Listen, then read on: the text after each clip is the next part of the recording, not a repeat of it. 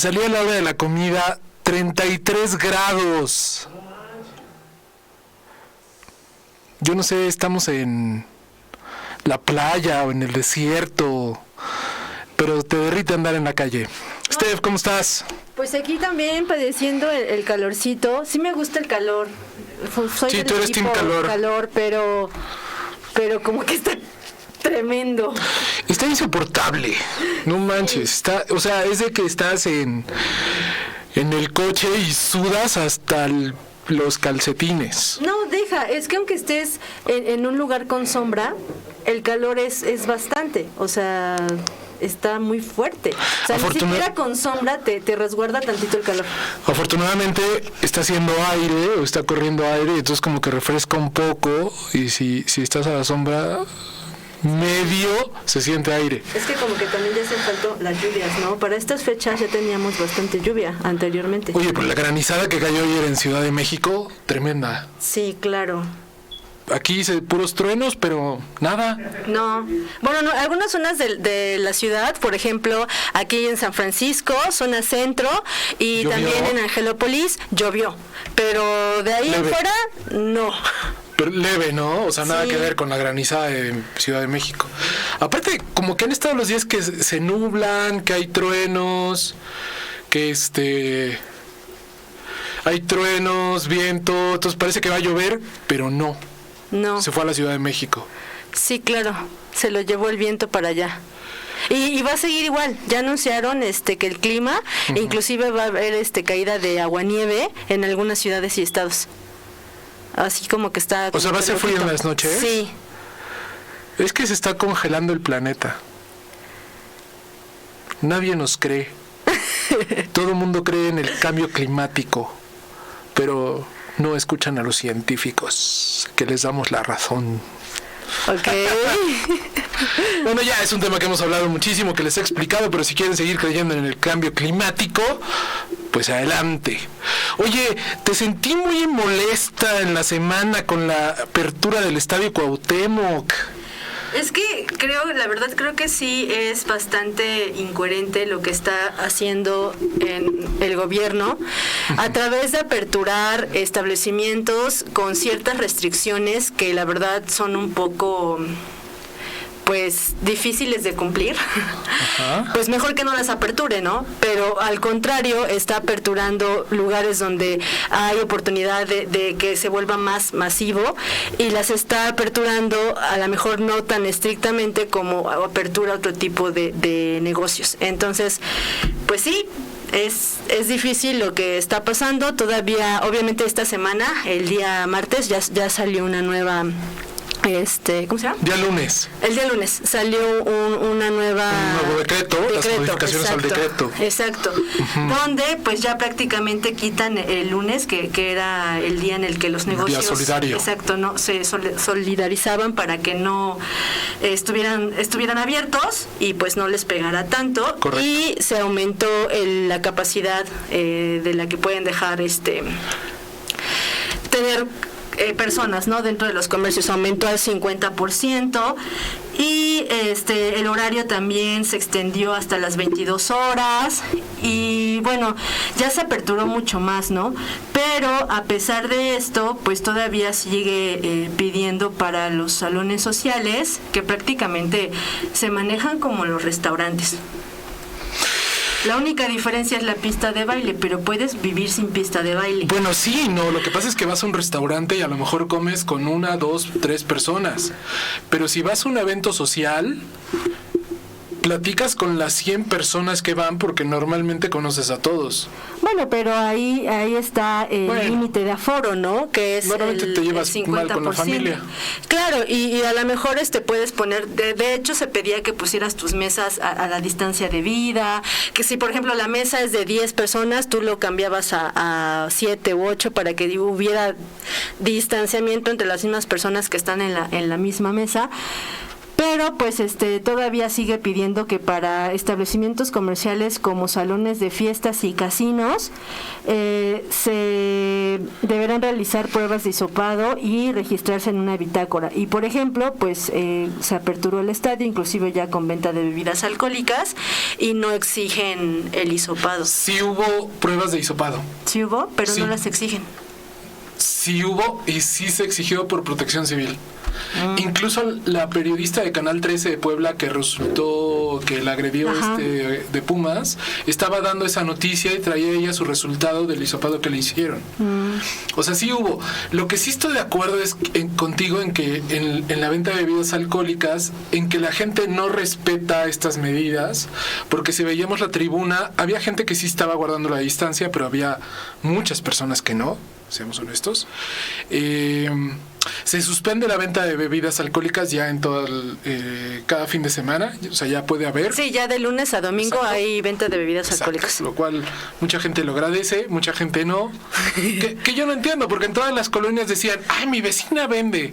O sea, entonces todo el mundo se aprovechaba de la... Ay, yo no me enteré que en mi colonia vendieran. Sí. O sea, todo el mundo se aprovechó de eso. Pero sí tienes razón, hay negocios que todavía están sintiendo bueno, pues estas afectaciones. Y como tú dices, una prueba de hisopado para abrir un salón de fiestas eleva muchísimo el precio del evento y no tiene mucho sentido. Claro. ¿No? O sea, no te ayuda en nada, de hecho. Pues bueno, serán buenas estas pruebas, serán buenas estas opciones, la modificación al decreto. Es Día del Niño, los niños hay que protegerlos, parece que regresan a clases, parece que no.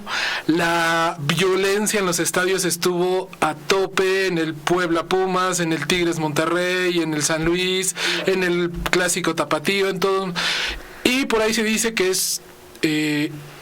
pues efecto de la pandemia. Y luego todavía me comentas que están poniendo a disposición también las reglas de apertura para el béisbol, pues así como que digo, ¿cómo? Si dejó aperturar el fútbol, ¿por qué no el béisbol? No, sí lo están haciendo, sí lo van a hacer, de hecho están en plática. De hecho, hoy Pericos presentó su propuesta de Gobernación, que muy bien. Sí, está llevando muy bien. Aparte es experta en protección civil. Entonces lleva muy bien esas. Y sí va a haber público para el béisbol. Sí, de hecho hoy Pericos de Puebla puso en marcha y entregó el plan de Pericos para vivir la emoción del béisbol. Y pues va a haber colaboración entre la Novena Verde y el Sistema Estatal de Telecomunicaciones, que permitirá a la afición disfrutar de los juegos también en televisión abierta.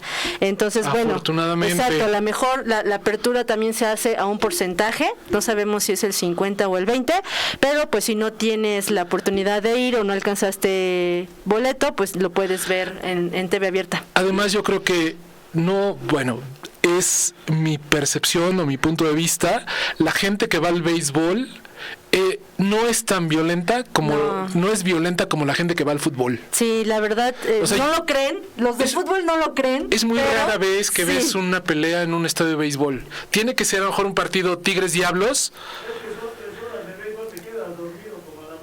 No tiene que ver eso. Pura comida y bebida. Exacto. Pero no, sí es diferente el ambiente, es más familiar en el béisbol que en el fútbol. Sí. Entonces, yo creo que sí está muy bien esta apertura del béisbol, qué bueno que lo van a abrir, pero yo sí sigo pensando que estamos en época electoral y que mucho tiene que ver esto. Pero vamos a platicar con una experta y con una invitada que tenemos sobre todas las medidas para los niños en este Día del Niño. Que todos queremos nuestro regalo, todos seguimos siendo niños. Claro, y además porque la mejor forma de celebrar a los niños es conociendo cómo cuidarlos para que vivan una infancia feliz, ¿no? Porque, como comentábamos la vez pasada con el psicólogo, hay muchísimas cosas que cuidar y cómo lo vamos a hacer, y a mí me da miedo que mis hijos vayan al colegio porque se van a contagiar. O no, o la vacuna, ¿qué hacemos? ¿Y la vacuna funciona? ¿O a cuándo se las van a poner? ¿Y ahora está siendo efectiva o no está siendo efectiva? Bueno, para eso tenemos una experta en el tema que vamos a platicar con ella, a presentar después del corte.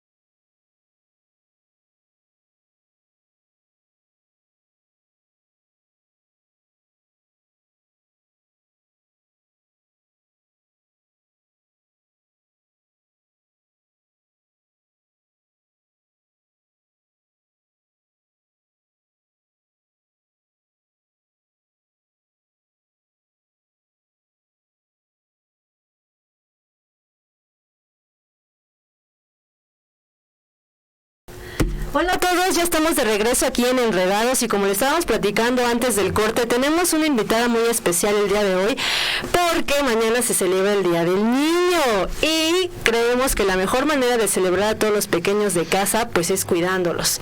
Ya la emisión anterior tuvimos de invitado un psicólogo que nos habló acerca de todos los cuidados, todas las complicaciones que hubo durante toda esta pandemia, que los niños estuvieron más tiempo en casita y además más tiempo conviviendo con papás, mamás, con todo el mundo. Y ahora pues vamos a ver el aspecto médico, que también es muy importante y que también tuvo bastantes alteraciones pues durante todo este tiempo de pandemia, ¿no? Así que, Mike, ¿cómo se llama nuestra invitada?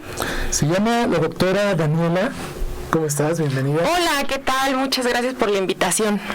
Qué bueno tenerte por aquí. Oye, pues como bien comentaba Fanny, nuestra preocupación es, bueno, ya pasamos un año de esta etapa. ¿Ya somos expertos en esta etapa o todo lo que se viene es nuevo? ¿Qué sabemos de esto? ¿Cómo cuidamos a nuestros niños? Mira, primero que nada, creo que a un año de haberse declarado la pandemia, el 11 de marzo del 2020, a veces nos sentimos ya bastante expertos porque ya tenemos 12 meses hablando de la COVID, pero creo que viene una nueva etapa en la que si bien nos asusta, pero creo que hay que prepararnos, pues es el regreso de nuestros niños a la escuela, que es un regreso inminente y que ya muchos otros países lo han adoptado. En Washington ya regresaron, en algunos lugares de Houston, en otros países como Israel, Egipto. Finalmente creo que es algo que va a suceder y que, como les digo a las mamás del consultorio, en lugar de preocuparnos, hay que ocuparnos. Lo bonito de este tema es que ya tenemos algunos protocolos de algunas instituciones oficiales. Entre ellas me dio la tarea de buscar las de la OMS y las de la CDC, que es el Centro de Control y Prevención de Enfermedades. Y creo que nuestra tarea como médicos es comentarles a los papás cuáles son los protocolos para disminuir el riesgo de complicaciones. Porque finalmente creo que van a regresar. O sea, eso ya es un hecho, incluso ya muchas instituciones ya lo están promoviendo en las redes sociales. Ya nada más es esperar que den la fecha y la luz verde, pero finalmente los protocolos están hechos para eso. Si bien no para disminuir en un 100% o quitar las complicaciones, pero pues ahora sí que el colapso no sea tan grande, porque finalmente es algo desconocido, pero los protocolos están muy bien fundamentados. No, y aparte más que nada porque al inicio de la pandemia se hablaba mucho que los niños que ellos no se contagiaban, que no había problema.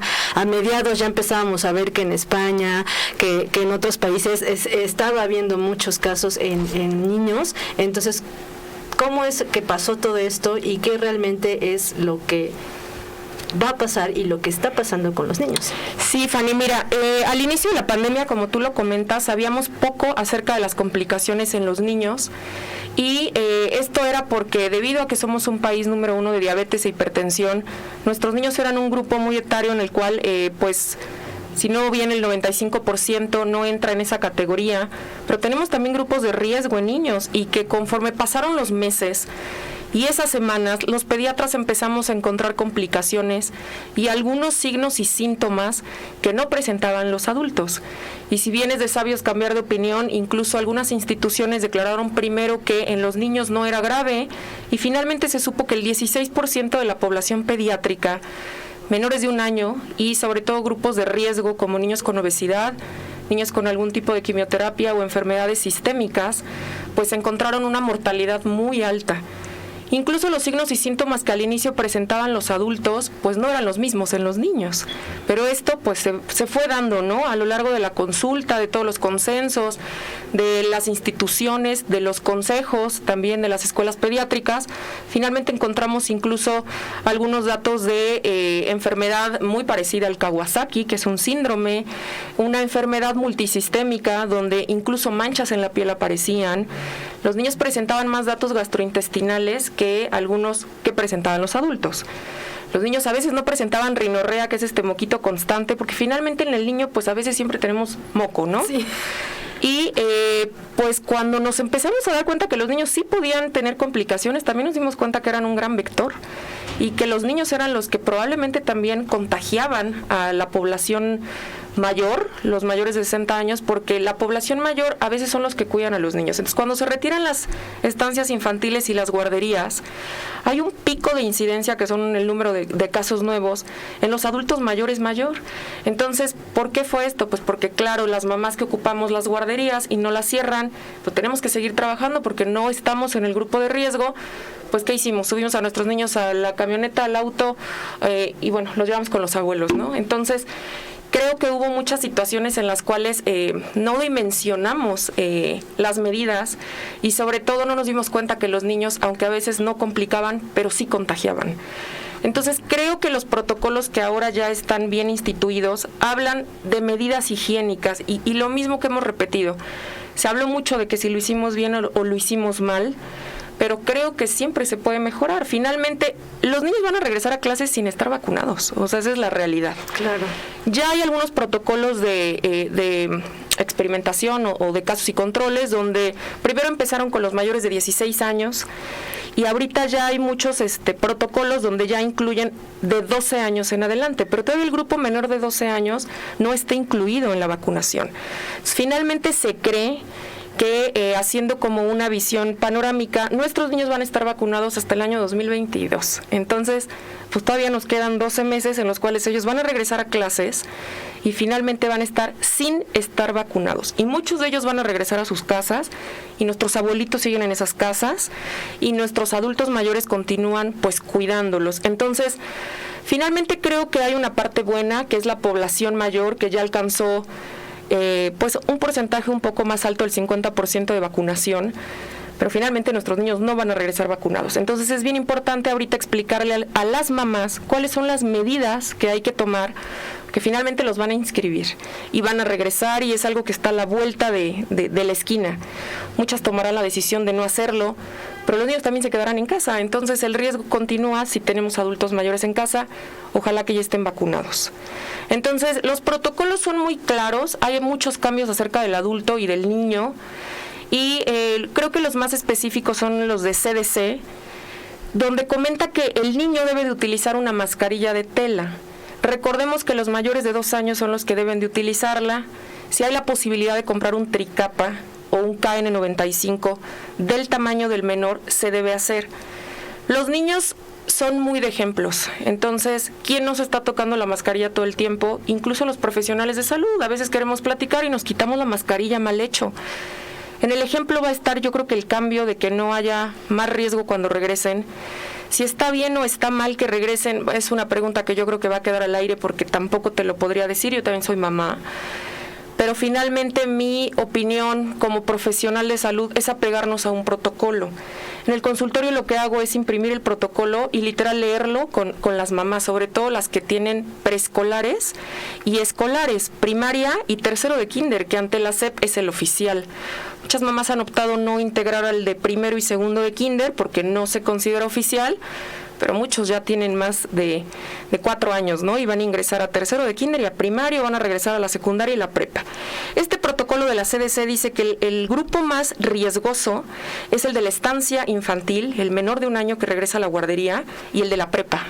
Entonces los chicos preparatorianos también son nuestro foco rojo, porque finalmente cuando uno está en la prepa, en esa edad en la cual no dimensionas tanto el riesgo y es una cuestión de neurodesarrollo, ellos son los más propensos a poder tener complicaciones. Y algunos cambios en el adulto que encontré muy significativos es que los niños no tienen que estar a una distancia mayor de 1.8, que son 6 metros que marcaba la CDC en adultos, y que incluso llegábamos al banco y a veces nosotros ni lo respetábamos. En el niño se comenta que son 3 pies, aproximadamente de 90 centímetros a 1 metro. En este caso creo que los maestros van a tener una gran labor. Entonces, vacunar a los maestros, a mi parecer, fue maravilloso. Creo que sí es un grupo que tiene que estar vacunado. Si fue antes, si fue después de otros grupos, bueno, finalmente eso no lo podemos decidir. Pero ellos son los que van a estar a cargo de poder llevar esos protocolos. Ahora, también algo que comenta es que en las escuelas no vamos a poder juntar al de primero B con el primero C y el primero D. van a tener que estar aislados, van a tener que modificar las horas de recreo para que no se junten los grupos que ya van a estar conviviendo más de 8 horas con otro grupo, porque finalmente la flora y fauna de nuestros niños viene de la casa y luego la que se junta en el salón. Sí, se crea otro ecosistema. Entonces creo que ahí las directoras, los maestros van a tener una ardua labor, muy difícil. Finalmente los niños pues sabemos que son inquietos, son muy distraídos, pero también son de ejemplos. Entonces las mamás deberán llevar un cubrebocas con el que ingrese el pequeño, y otro que sea como el de reemplazo, que vaya en la mochila, sanitizado. Muchas mamás me preguntaban en el consultorio qué decían los protocolos acerca de las mascarillas. No, las mascarillas no vienen integradas ni en el protocolo de la OMS ni la CDC. Tampoco se prohíben, pero no se creen que sean benéficas, porque finalmente los niños son de equilibrio y de visión. Y hay algunas, caretas, estas caretas transparentes que, bueno, el adulto pues las sabemos utilizar, a veces me la quito, la puedo sanitizar con un aerosol, no vamos a decir marcas, pero todos tenemos ahí un spray con el cual andamos a veces en la bolsa. Los niños no van a ser así, entonces finalmente creo que no los deben de enviar con una careta. Hay unas muy monas, pero a lo mejor esas que las ocupen en algunos otros lugares donde mamá las pueda cuidar. Ellos nada más recomiendan el uso de la mascarilla, estar a 90 a 1 metro de distancia entre niño y niño, y finalmente también la CDC dice que no deben de regresar todos los días a clases, que lo ideal sería regresar algunos grupos 2 veces a la semana y otros grupos 3 veces a la semana, o hacer estas clases burbuja, en los cuales no salgan al exterior y nada más los grupos sean entre 5 y 6 niños, y la maestra no rote con otros grupos. Creo que si seguimos al pie de la letra estos protocolos podemos minimizar el daño, que finalmente hay niños con asma, hay niños con algunas enfermedades pulmonares y ellos no deben de regresar a clases. Eso lo dice el protocolo de la CDC. Muchas mamás me preguntan, mi hijo tiene asma, es un asma controlada, pero era un asma severa. ¿Debe regresar? Considero que no, porque el protocolo dice que estos grupos de riesgo, finalmente el beneficio del desarrollo intelectual y académico no va a ser mayor al de la salud, porque finalmente el de la salud pone en riesgo la vida y eso es la mortalidad. Entonces estos grupos, ahorita si las mamás nos están escuchando, mamás de pacientes que acaban de ser trasplantados en un lapso menor de 6 meses, niños que incluso ya están en fase de mantenimiento de algún tipo de leucemia, de cáncer, esos pequeños no deben regresar a clases y se recomienda que la constancia la expida su pediatra. Los niños que tienen rinitis no son grupos de riesgo, los niños que tienen asma sí, los niños con enfermedades pulmonares obstructivas crónicas también, los niños con obesidad no deben de regresar a clases. Y creo que la tarea del pediatra aquí es muy importante, y del médico de primer contacto y el médico general y todos nuestros médicos, imprimir los protocolos, porque finalmente ¿qué médico no ve niños? Entonces nuestra labor es no emitir un juicio personal, porque finalmente no estamos aquí para platicar acerca de lo que yo creo, sino de qué dicen las instituciones basados en algunos estudios. Hemos perdido cierta credibilidad porque finalmente pues nadie es perfecto y los seres humanos no lo somos, y a través de la humanidad ha habido muchas pandemias, pero nos tiene que servir para que ahora nuestros niños no lo sufran. Entonces estos protocolos están en internet, Fanny. Las mamás pueden entrar ahí en su buscador, el que tengan, y poner CDC con mayúsculas. El protocolo se puede imprimir y también en la OMS. Entonces, creo que estas mamás que están pensando en sí y no, bueno, que lo lean, que platiquen con su pediatra, y si su hijo se considera de grupo de riesgo, no volver. Si no se considera grupo de riesgo, volver con estas medidas que te comenté, que son las 3 principales. Doctora, este tiempo nos ha llevado, como bien menciona, los niños son de ejemplo. ¿Se les ha dado buen ejemplo, usted que está en contacto con los pacientes y con los papás? No, fíjate que creo que aquí más que una opinión personal, es una opinión masiva, porque finalmente es un ejemplo. Yo estoy en un grupo de consultorios donde no habemos nada más un pediatra, hay varios, y finalmente entran sin mascarilla, entran con la mascarilla mal puesta. Los niños no se lavan las manos cuando entran al consultorio, la mamá tampoco lo hace. Entonces finalmente he visto hasta que se molesten por estas restricciones o medidas higiénicas que nos puso la COFEPRIS, como que nada más haya un familiar en el consultorio. Uh-huh. A mí me sigue tocando y lamentablemente lo sigo explicando, es por ejemplo la consulta del niño sano, que el recién nacido, que es a la semana, y va la abuelita, va el abuelito, va el papá, va la mamá y los 2 niños si tienen más hijos. e incluso se llegan a molestar cuando les digo nada más puede entrar un familiar. Pero finalmente todos ellos que acompañaron se quedan en una sala de espera. Claro. En una sala de espera donde a lo mejor nada más tenemos 2 sillones y no se respeta a lo mejor la distancia. Entonces, lejos de molestarnos, creo que nosotros mismos nos hemos puesto el pie para que esto continúe. Si bien nadie sabía lo que iba a suceder y era un virus nuevo y que finalmente nos vino a cambiar todo lo que creíamos, y para eso están los expertos y haciendo la vacuna y estudiándolo y todo, a nosotros nos tocaba pues lo nuestro, ¿no? Si soy papá, acatar las medidas, si soy mamá, ponerle el ejemplo, si voy a entrar con mi hijo, y si soy el médico, pedir que por favor se respeten las medidas higiénicas. Si bien es cierto, no es fácil con los niños, porque no es fácil, quien sea papá lo sabe. Es bien bonito en la consulta, ¿no? Incluso cuando les digo, pon 1 hora del sueño. Y cuando yo tuve a mi hija, pues qué difícil es, ¿no? Sí, Porque nadie claro. me contó que iba yo a estar ahí 3 meses durmiéndola. Pero finalmente se debe de intentar. Y sí, los niños son de ejemplos. Entonces, los niños mayores de 2 años deben de utilizar bien la mascarilla, se deben de lavar las manos y tampoco crearles una burbuja. También vi el otro lado de la moneda, ¿no? Donde incluso ni siquiera los dejaban salir al patio. La exposición al sol en el niño estaba bien fundamentada. Si bien no los íbamos a sacar a un restaurante o a un centro comercial, pero ¿quién no tiene 2 metros de banqueta? Entonces, tampoco se trataba de irnos al extremo. Los niños necesitan el exterior y no me refiero a llevarlos a un lugar público, pero podían salir al patio, podían estar en el jardín. Hay mamás que incluso les ponían careta a los recién nacidos. Entonces, creo que sí nos falta mucha cultura, no como país, sino como ser humano, porque finalmente todos los países tuvieron sus tropiezos con la pandemia y no se trataba de criticar, sino de aprender.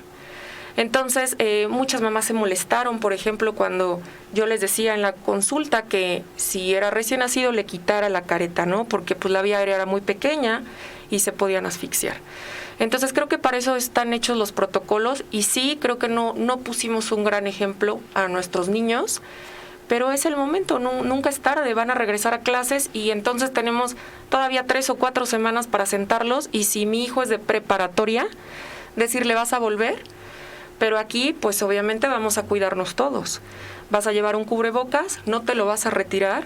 Y si ves algo que no se apegue al protocolo, comentarlo para que podamos platicar con las maestras, que yo creo que van a estar en la mejor disposición. Y lo digo porque en el consultorio tengo mamás que son maestras, que son directoras, que llevan CENDIS, que son los centros de estimulación temprana y de niños con discapacidades. Entonces, creo que sí están en la mejor disposición. Y finalmente, si ellos están vacunados, van a ser nuestra herramienta a lo lejos para cuidar a nuestros hijos. Pero también nuestros hijos tienen que poner de su parte. En este caso mencionabas, y creo que es un muy buen punto, cómo cuidar a nuestros hijos, pero creo que también se debe dar esto de cómo cuidarse ellos o cómo interactuar con los otros compañeros. Porque una cosa es, a lo mejor nuestro hijo se puede cuidar, puede llevar la mascarilla, se puede lavar las manos, pero a lo mejor los demás niños no. Y es una interacción social.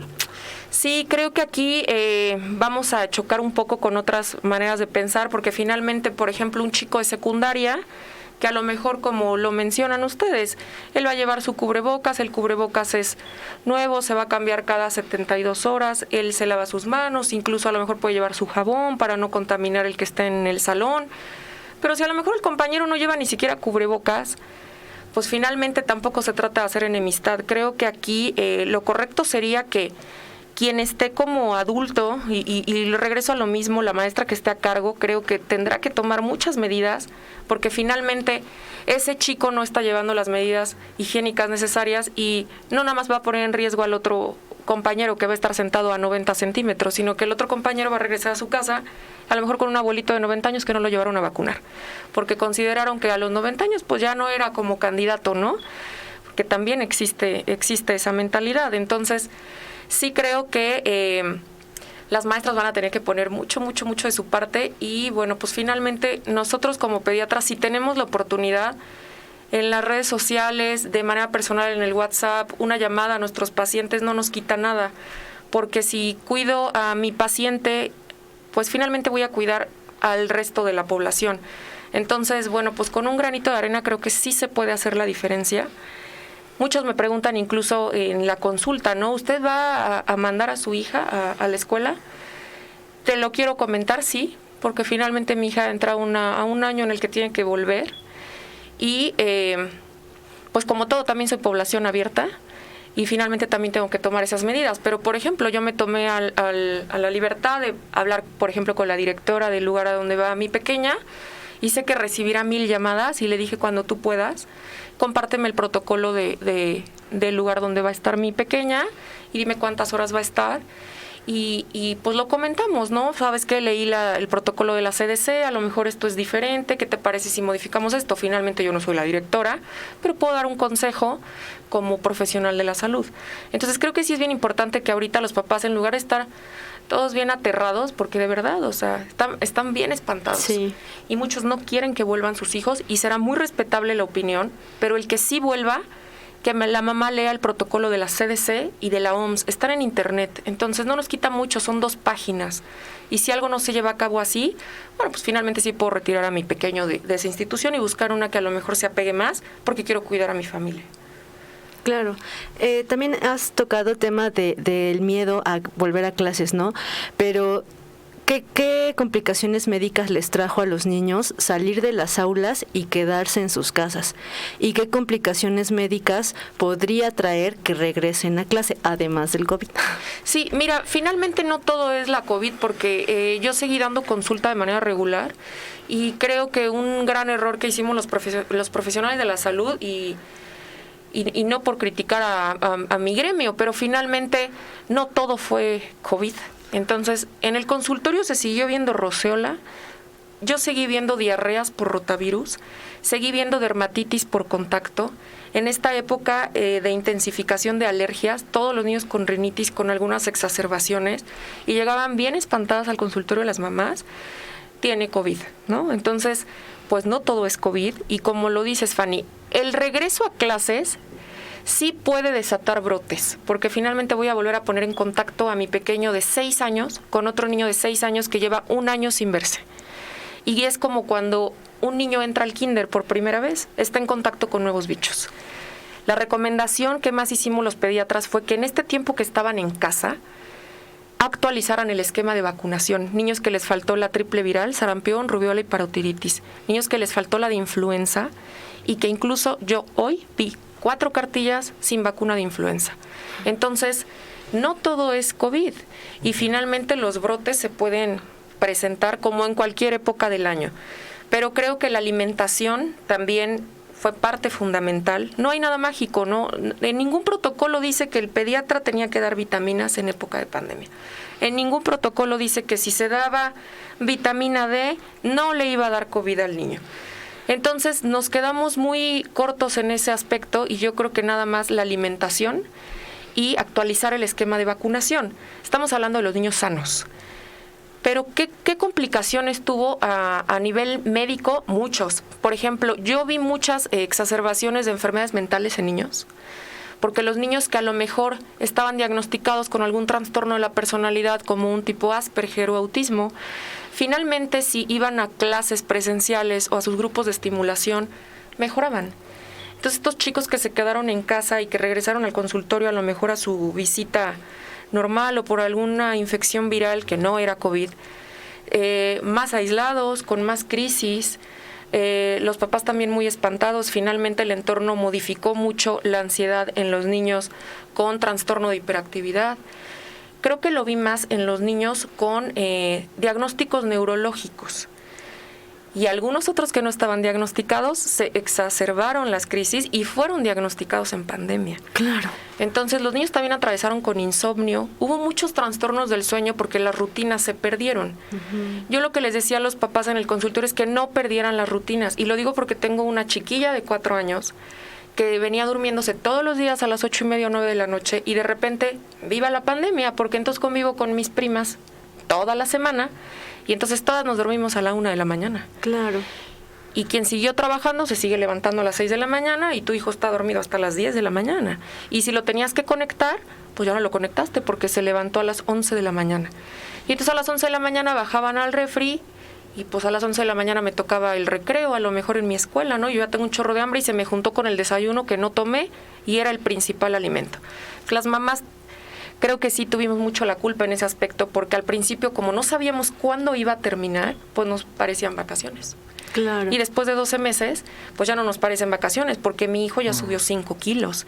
Y porque hoy que vi, por ejemplo, a un paciente adolescente, le dije, pues qué ole con el peso, porque ya nos fuimos bien para arriba. Y me dijo, pues sí, es que la verdad ahora he jugado más PlayStation, ¿no? Ajá. Entonces, creo que las rutinas también hicieron que perdiéramos ese control en el niño con sobrepeso, que se volvió obeso. En el niño con síndrome metabólico, muchos desarrollaron diabetes tipo 2 entre los 15 y 18 años. Yo tuve 2 pacientes en el consultorio. Se perdieron mucho los regímenes de rutinas de sueño, incluso hasta de bañarse, Fanny. Vi muchas dermatitis en piel, porque como ya lo tengo en casa y siento que no se ensució porque no fue a la escuela, pues No se entonces baña. no lo baño en 2 días. Y así me lo decían las mamás. Entonces yo le decía, no, pues que no vaya a la escuela, también se contaminó, porque subió, bajó, jugó, salió al patio, a lo mejor jugó fútbol ahí en el patio y también se ensució. Entonces sí hubo muchas enfermedades ahí, sobre todo leves de la piel, pero que no teníamos que ver, ¿no? Ujú. Entonces sí creo que también el regreso a clases va a condicionar algún brote, pero la idea es que con los protocolos se disminuyan. Y si no es grupo de riesgo, pues no va a pasar a mayores. Entonces los grupos de riesgo, abstenerse de regresar. Y que si se detecta, por ejemplo, un pequeño... ¿Cuántas veces a mí me ha pasado que la maestra no sabe que el niño que se sienta hasta atrás tiene insuficiencia renal? Pues sí, lo veo a lo mejor más morenito, lo veo más flaquito, falta algunas veces a clases, pero a nosotros nadie nos notificó que tiene insuficiencia renal. Entonces, ese niño, si regresa a clases, seguramente por ser grupo de riesgo, tiene mayor probabilidad de que si se contagia, se complique. Entonces, creo que aquí valdría la pena hacer algunos cuestionarios que puedan ser enviados a los papás, saber si se diagnosticaron con alguna enfermedad durante este año, porque muchos niños debutaron con algunas enfermedades, Claro. porque la mamá ya estaba más al contacto, porque algunas mamás dejaron de trabajar, y entonces se dieron cuenta que nunca me había dado cuenta que mi hijo es muy ansioso, y nunca me había dado cuenta que tiene un trastorno de la personalidad, y estos 12 meses ya lo noté. Y entonces ya empecé a ir con el especialista y empezamos tratamiento. Entonces también creo que vale la pena saber si alguien debutó con alguna enfermedad y si se considera grupo de riesgo, no volver. Y entonces así vamos a minorar a los que sí regresan, que estén sanos. Y entonces vamos a disminuir, creo que, un daño colateral. Y pues a nivel académico creo que también se necesita, porque finalmente 12 meses a veces de retraso en un chico, por ejemplo, de la prepa, es necesario que regresen a sus actividades académicas, que en casa, te soy sincera, No se da no igual. lo hacían. No. Es difícil que un chico estando en casa, en su entorno, sentado en el comedor, Con y que, comodidad. pues te levantas 1000 veces y entonces ya me aburrí y muchos se quedaban hasta dormidos. Sí creo que las rutinas también fomentan una salud mental. Entonces, pros y contras, hay muchísimos. ¿De qué lado se va más la balanza? No te lo sabría decir, porque tendríamos que enumerar todos los pros y todos los contras y finalmente serían por grupos de edades. Pero también están las mamás que dicen, por favor, ya que regresen. O sea, tengo 3 chicos en casa y ya no puedo. Sí, ya es una necesidad. Y también las mamás debutaron con trastornos de ansiedad y los papás también, y estos síndrome de burning, que estaban muy cansados y dolor de cuello, y que no fue una cosa de nada, mamás con depresiones. Entonces sí creo que hay pros y contras. Nuestro trabajo no es ver de qué lado es más la balanza, sino tomar la decisión. Mi hijo es sano, no se considera grupo de riesgo, yo ya lo platiqué en mi familia, sí va a regresar, hay que apegarnos al protocolo. Y si la institución no se apega al protocolo, bueno, puedo retirarlo de ahí, a lo mejor buscar otra institución donde sí lo hagan. Creo que esa es la labor, más que decir qué opinamos, ¿no? Si ya se tomó la decisión, apegarnos a un protocolo. Oiga, doctora, mencionaba, bueno, hay muchos daños colaterales o cuestiones alternativas que hemos visto. Algo que se da mucho en los niños es la discriminación natural. Se dará en este caso de los niños que ya tuvieron COVID, de los que no tuvieron COVID. Está esto de que si ya les dio, ya no les puede volver a dar. ¿Puede llegar a sufrir esto ahora qué es verdad, qué es mentira? Sí, mira, creo que como somos un país lleno de mitos, pues nos encanta a veces continuarlos y perpetrarlos. Entonces, Poco se sabe acerca de la inmunidad a largo plazo, porque quien crea que tiene la verdad en la mano, si sentáramos aquí un inmunólogo o un infectólogo pediatra, pues dependerá de qué sepa y de qué complicaciones tuvo y de en qué momento se detectó y cuál fue la prueba que se utilizó, porque finalmente creo que ya todos sabemos que existen N número de pruebas, algunas rápidas, algunas que detectaban anticuerpos, otras que detectan el antígeno, y que finalmente algunas nos hablan de si ya sucedió y otras nos hablan de si en el momento está pasando. Creo que aquí valdría la pena, para evitar el bullying y este acoso que pues a quién no le pasa como adulto. ¿Quién no vive en condominios y ya me vio feo la vecina? Porque por ahí se me salió que dije, y pues yo sí tuve COVID, ¿no? Y entonces ya no me habla. O estornudas. Entonces, esto es un restaurante, estornudas y todo eso. Sí. Recordar que lo que nos preocupan son los grupos de riesgo. Saber a ciencia cierta si alguien tuvo o no tuvo sin una prueba es una locura. Podemos estar sentados los tres aquí, si ninguno de los otros tres nos hemos hecho una prueba. Quizá estamos conviviendo 3 personas positivas y sin síntomas. Creo que para eso son las medidas. Finalmente, también considero que los papás deben de hablar con quien vaya a estar a cargo de los grupos. Estos temas creo que no se deben de tocar en el aula. Si bien comentaba yo un interrogatorio, como lo comentaba la OMS, que el interrogatorio es enviado a los correos de los papás, y preguntar si alguno de los pequeños ya tuvo alguna prueba, qué tipo de prueba fue, y si recibió un tratamiento y a cuánto tiempo estamos de haber recibido el tratamiento o si no recibió tratamiento. ¿Por qué? Porque el periodo de ventana y de remisión se habla de meses. Entonces, la inmunidad que marcábamos en promedio, que era de 6 meses después de haber tenido la COVID, en adultos no sabemos si es lo mismo en niños. Porque finalmente hubo niños, como lo comenté, que presentaban algún dato multisistémico. Las plaquetas bajaban, manchas en la piel, sepsis, etcétera. Creo que ese interrogatorio se podría hacer de manera correo electrónico con los papás y la verdad, esos temas no se deberían de tocar dentro del aula. Oye, ¿tú tuviste? Oye, ¿a ti te dio? Son muy dados los escolares, 12 años, pues cuentan todo, ¿no? Entonces, creo que hablar con nuestros pequeños, que si por ejemplo en casa sí hubo, pero ya se consideró que el tiempo de remisión pasó y nuestro médico de cabecera que nos vio, consideró que la prueba ya estaba negativa, dependiendo de la prueba que tuvimos, o si se hizo una de antígenos, cuánto tiempo, y no tenemos síntomas, y se considera ya un paciente sano, no es un tema que nuestros pequeños deban de hablar. Y sí creo que ahí viene la higiene mental con los niños. Yo, algo en el consultorio que les digo es, no se trata de tocar temas tabú. Claro, la sexualidad se debe tocar con los niños, no estamos hablando de eso en este momento. Pero si mi hijo tiene 8 años y va a regresar a clases y toda la familia fuimos positivos y actualmente nos consideramos grupo sano y no tenemos síntomas y mi hijo va a volver a clases, no le voy a decir a mi hijo de 8 años, nosotros sí tuvimos. ¿Por qué? Pues no se trata de estigmatizar el tema, claro, pero finalmente es algo que el niño va a llegar a contar al salón. Claro. Y que va a causar un colapso mental porque ese pequeño, otro pequeño, va a regresar a su casa a decir... Los niños cambian todas las frases y las parafrasean. Sí. Y entonces, si tú le dijiste tuvimos, el niño va a llegar a decir tiene. A mí me dijo que tienen. Los papás en otra casa, pues ¿quién no? Va a decir, Dios mío, está conviviendo con un niño con COVID. Entonces, finalmente creo que ahí tiene mucho que ver.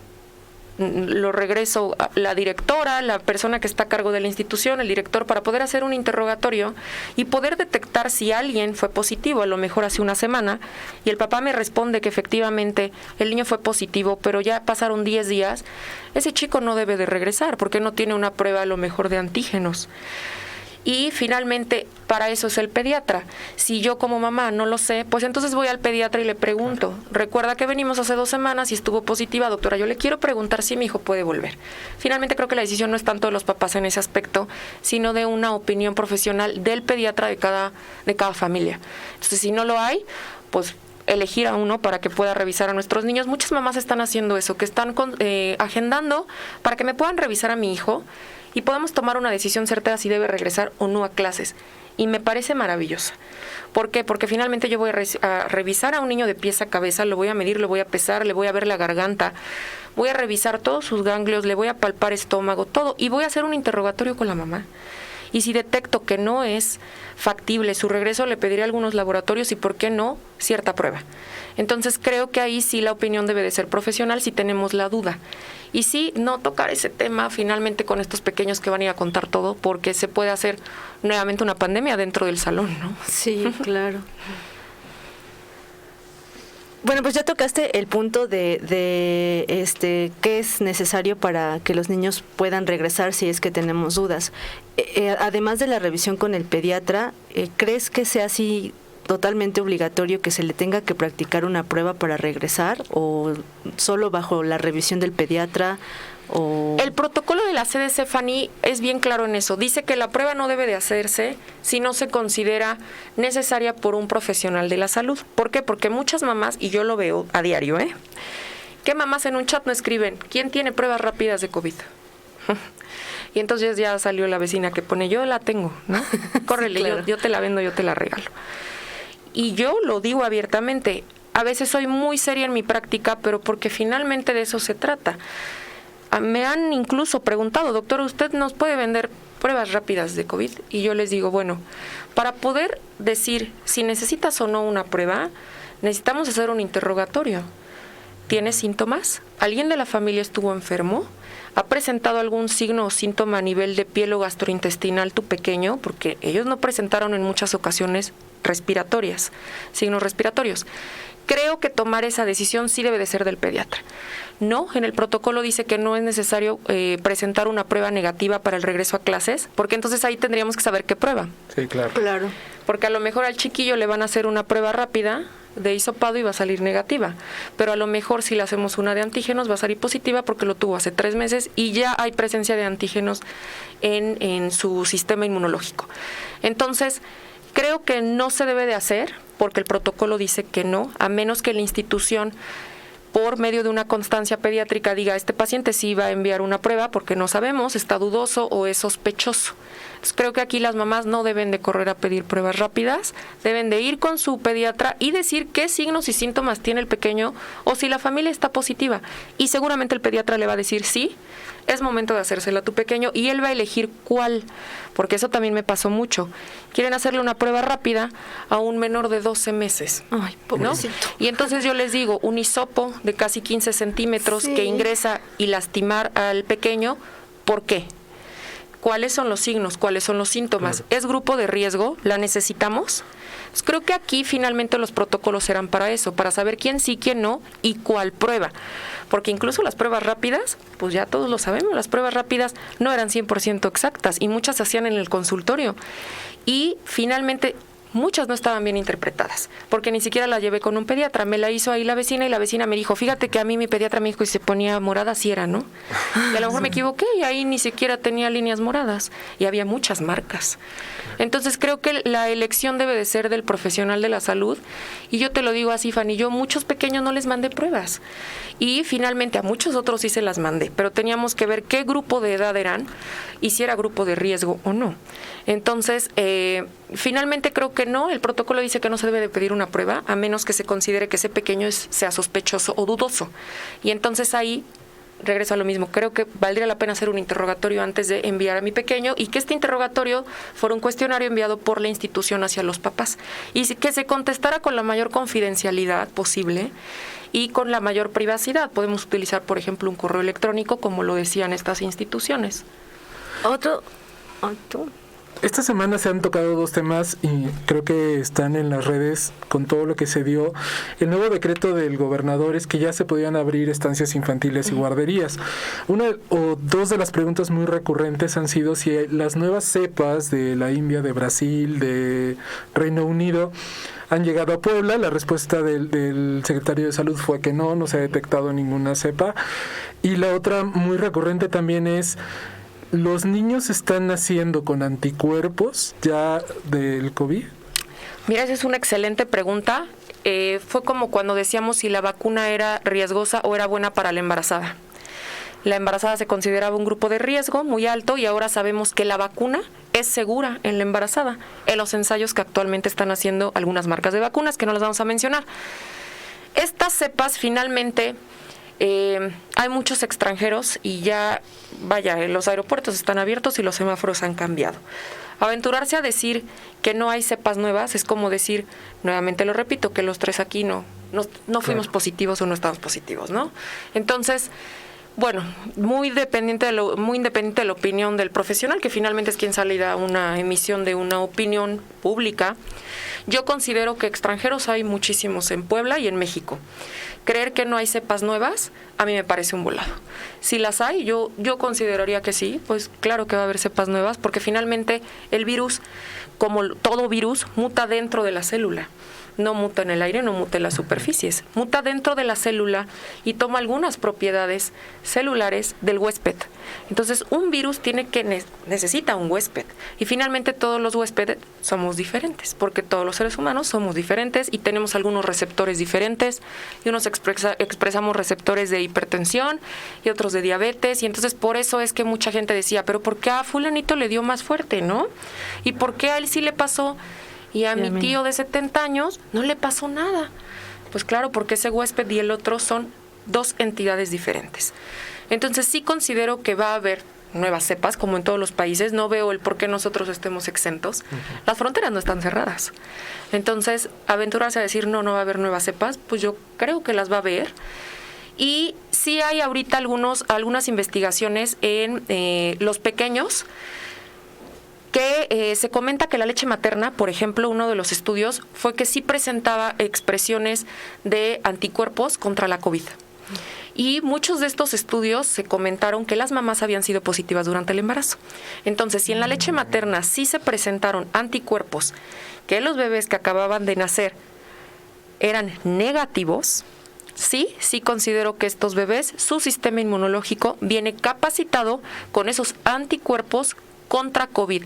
Lo que no te voy a decir, porque no soy infectóloga, es finalmente contra qué cepa, ¿verdad? Claro. Habría que hacerle un estudio de virología y que yo creo que se va a seguir haciendo en algunos otros lugares, pero sí, por ejemplo, en las instituciones públicas donde hubo embarazadas positivas, que no se retiró la lactancia, porque así lo decía la OMS, que no se debería retirar la lactancia si la paciente no estaba grave y el bebé tampoco, continuar la lactancia materna.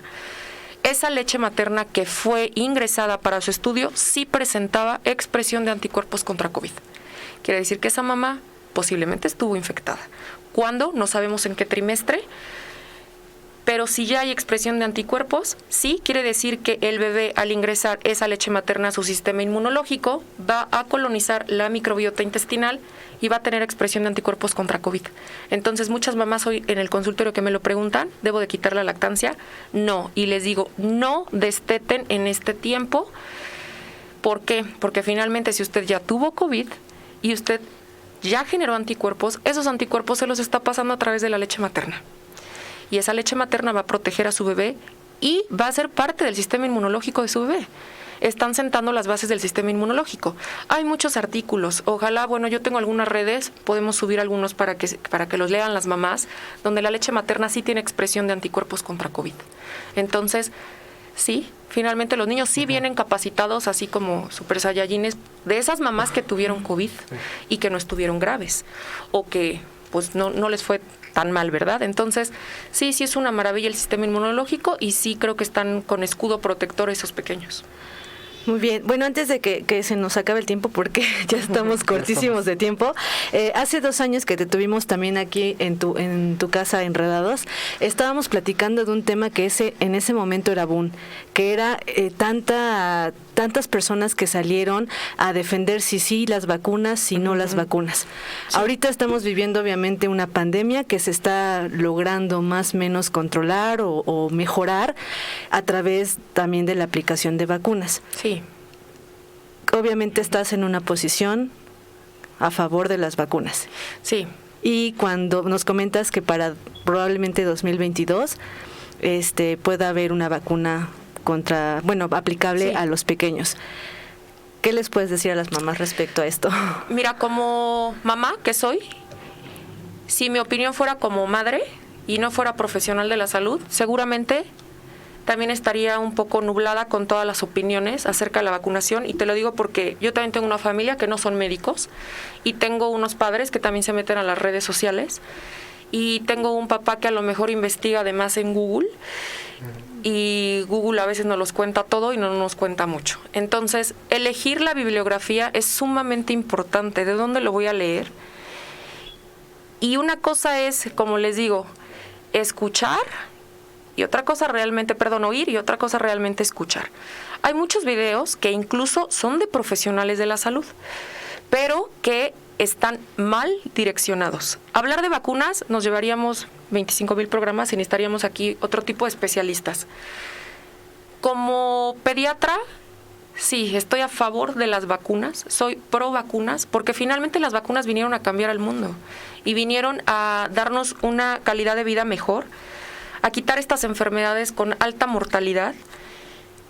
Nos moríamos de polio, nos moríamos de tuberculosis, porque México es país número 1 de tuberculosis pulmonar y esa no se ha podido erradicar, pero tenemos una vacuna en contra de la tuberculosis miliar y meningea. Entonces, ¿cómo no decir que la vacuna para COVID va a funcionar? Va a funcionar, finalmente, claro, se hizo en un tiempo récord, pero tampoco creo que tengamos que tomar decisiones basadas en el tiempo en el que se generó una vacuna. Decir si alguien va a presentar o no una reacción, hay muchos estudios y porcentajes. Entonces, lo que yo les digo a los papás es, yo no vengo a cambiar tu opinión acerca de si la vacuna te va a dar una reacción o no. Vengo a ser objetiva en cuanto a estadísticas. Y las estadísticas van a hablar mucho, porque muchos decían, se mueren más de tabaquismo que de COVID. Sí, pero el tabaquismo tiene 10 o 15 años para matarte, cuando COVID te puede arrebatar la vida en 3 semanas. O en 2, dependiendo de tus complicaciones. Entonces, hablar de vacunas, necesitamos hablar de estadísticas y de porcentajes. Cuando yo vacuno en el consultorio, le digo a esa mamá, fírmame un consentimiento informado. Porque una cosa es que yo esté a favor de una vacuna y otra cosa es que yo te asegure que tu hija no va a tener una reacción adversa que puede ser un rash, una urticaria o un angioedema. Claro. El valor que uno le va a dar al riesgo-beneficio tiene que estar basado en estadísticas. Hubo muchas vacunas que se relacionaron con trombosis y que finalmente muchos de los que tenían factores de riesgo para presentarlo como estasis, como insuficiencia venosa, y que les tocó esa marca y que esa marca ya tenía estudios previos para presentar trombosis, pues finalmente ese paciente lo va a hacer. Satanizar esa vacuna porque provocó trombosis en cierto grupo de riesgo me parece absurdo, porque muchos otros que se van a ver beneficiados a través de ese mito, no, pues ya no me la voy a poner porque fulanito le dio una trombosis, ¿no? Claro. Habrá quien le pongan una vacuna y pueda tener una arritmia, claro, pero finalmente no sabemos si ese paciente ya tenía algún trastorno del ritmo. Entonces, hablar de vacunas, indudablemente voy a defender las vacunas siempre a diestra y siniestra, y cuando yo también vacuno a mi hija puede ser de ese 0.1% que pueda presentar una reacción adversa. Pero finalmente tenemos algunas medidas para contrarrestarlas, ¿no? Tenemos algunas medidas de instancia rápida, como la adrenalina. Entonces, más bien, tomar las medidas apropiadas y nuevamente apegarnos a un protocolo. Voy a vacunar a un paciente de 90 años y ese paciente tiene historial de trombosis. Voy a elegir la marca de una vacuna que no tenga historial de reacción a trombosis o eventos cerebrovasculares. Entonces, creo que más bien no es hablar si la vacuna o no va a presentar una reacción, más bien qué grupo es el que se va a beneficiar con esa marca y tomar esas decisiones adecuadas. Entonces, pues porque tenemos muchas marcas. Claro, se mencionaba que ahora estadísticamente las personas mayores se están enfermando y bueno, se comentaba que se debe más a relajar las medidas por ya sentirse vacunados y no esperar los tiempos necesarios, que porque la vacuna no haya funcionado. Sí, esa es una parte bien bonita que acabas de mencionar, y te lo digo porque a mí también me gusta hablar acerca de la vida diaria, porque poniendo ejemplos la gente se identifica. Muchos adultos se vacunaron y entonces creyeron el día 1 que ya estaban vacunados, que ya podían ir a un restaurante y quitarse el cubrebocas, ¿sale? Aquí, ¿qué se dice? Claro, si ya están abiertos lugares públicos y por decreto los tenemos abiertos y tú tomas la decisión de asistir y tenemos que mover al comercio y todo el negocio local, pero entonces sigue utilizando la mascarilla, porque el hecho de haberte puesto una dosis no significa que ya estés cubierto, y ninguna vacuna da el 100% de cobertura. Es como cuando una mamá me dice, ¿por qué le dio rotavirus si tiene sus 3 dosis de rotavirus? Y yo le digo, porque existen muchas cepas de rotavirus. Y las 2 marcas que tenemos contra rotavirus, van a dar una protección no mayor del 95%. Y a lo mejor a su peque lo contaminaron con rotavirus de otra cepa, pero es una forma más leve. Entonces sí, considero que las personas que ya están vacunadas deben de seguir tomando sus medidas higiénicas y que son las mismas: el lavado de manos, el distanciamiento social y el uso de una mascarilla tricapa o bien de tela, porque la OMS lo permite, el lavado de manos constante. Entonces no se trata de decir ya no vamos a salir, ¿no? No, conforme los decretos vamos a ir haciéndolo, pero sin perder las medidas higiénicas. De eso se trata, no de criticar el que salió o no salió. Si tú tomaste la decisión de salir, sal, activa el comercio, pero sigue utilizando tu mascarilla. Y cuando te levantes, póntela. Y si vas al baño, lávate las manos. Y ocupa el estornudo de bufanda, ¿no? Y vaya, no saludes de mano y de beso, que muchos lo siguen haciendo. ¿Tenemos comentarios? Sí, tenemos un comentario de la Casa de la Piña que dice: muy buen tema, gracias doctora. Ay, saludos. Pues se nos acaba el tiempo, como todos los temas interesantes. La verdad es que el tiempo se nos va volando, ya nos pasamos de la hora. Doctora, sus redes sociales, ¿cómo la pueden contactar aquellos que tengan niños que quieran que los atienda? Gracias. Bueno, mis redes sociales, estoy en Instagram y estoy en Facebook. Mi nombre es Daniela Domínguez Fernández, pero las páginas de redes sociales están como Pediatips Puebla. Tengo un canal de YouTube porque me gusta la docencia y hay que irse adaptando, y a las mamás les gustan mucho los videos cortos, que como Pediatips Puebla. Finalmente son temas pediátricos y no están basados en mi opinión ni en mi experiencia. Están basados en qué dicen las instituciones académicas para desmitificar a la pediatría en México, que tanta falta nos hace. También tenemos un saludo de Tavo Vázquez que dice: saludos desde Boston a la doctora. ¡Ay, saludos! Son mis amigos de UPAD. Sí. Muy bien. Bueno, pues sí, es un tema que sigue siendo controversial, y yo creo que el punto es cuidar a nuestros niños y sobre todo cuidar el ejemplo, como bien lo menciona. Y bueno, pues ya están los datos de la doctora para sus contactos, para los tips. Y bueno, pues ya nos vamos porque ya nos corren. Ya. Muchísimas gracias, doctora. Muchas gracias, Dani. Me encanta venir. Gracias, Fanny. Gracias. Hasta luego a todos. Gracias, Steph. Gracias. Nos escuchamos la próxima semana. Bye, gracias. Pompín es un muñeco